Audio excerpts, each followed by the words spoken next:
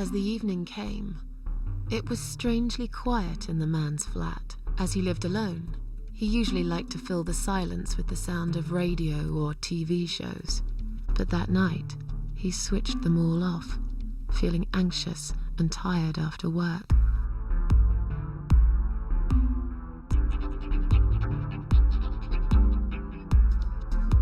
He tried to sleep, but couldn't. And for once, there wasn't anyone there he could blame for it. As he stared through the window, he kept thinking about how much he hated that view. He liked it once, a long time ago, when his wife was still there and they were happy together. Suddenly, he heard knocking on the door. Some part of him was glad, because that meant he could take it out on whoever decided to bother him.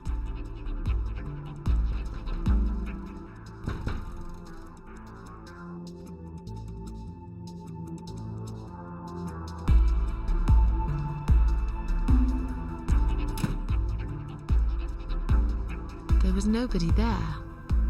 He almost felt disappointed, but before he turned to walk away, he suddenly noticed something down the hall.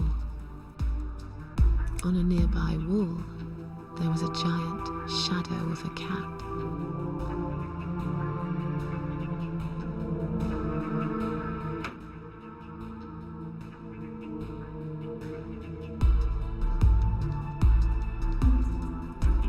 He stopped again. He couldn't believe his eyes. Someone wrote "Cat Killer" on his door.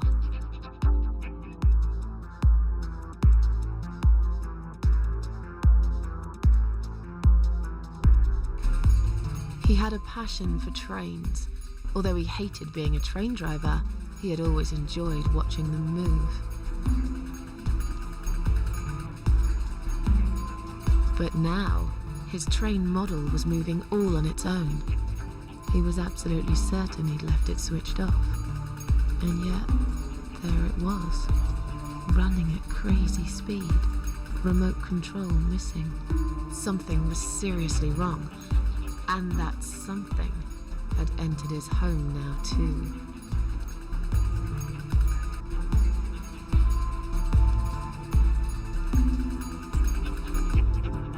He hoped he was just imagining things, tired as he was. But there was another surprise waiting for him in his bedroom. "Cat Widow is here," was written all over the wall.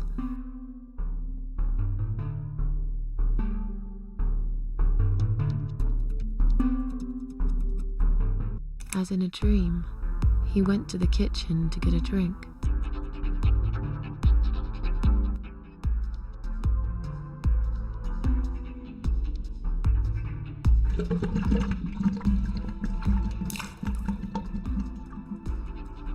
There was no water. He knew there were valves in the basement that turned it off, but no one's been down there for years. He felt sick. None of this made any sense.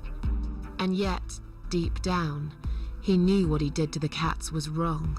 There was a part of him that almost wanted to be punished. The part he tried so hard to hide. He thought he'd heard something in the corridor. Was there someone there with him?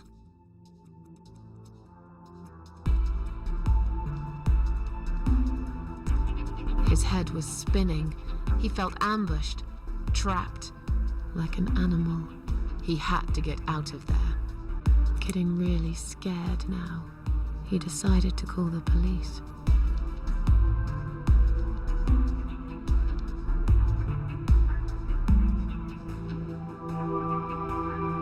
His phone was of no use. The SIM card had been removed, and that wasn't even the worst part.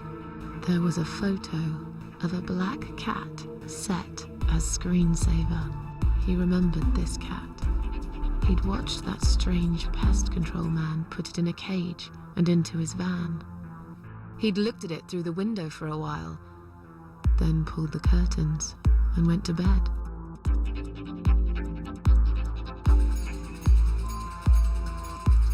He stopped, paralyzed, He'd heard something right in front of him. A whisper. More like a purr.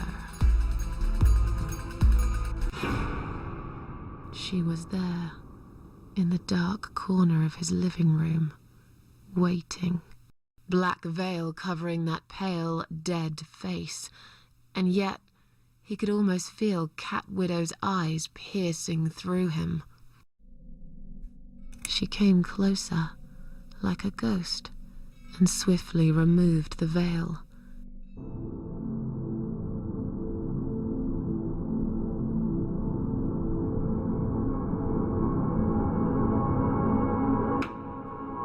She came back for him, to take him to the river, to make him pay for what he'd done.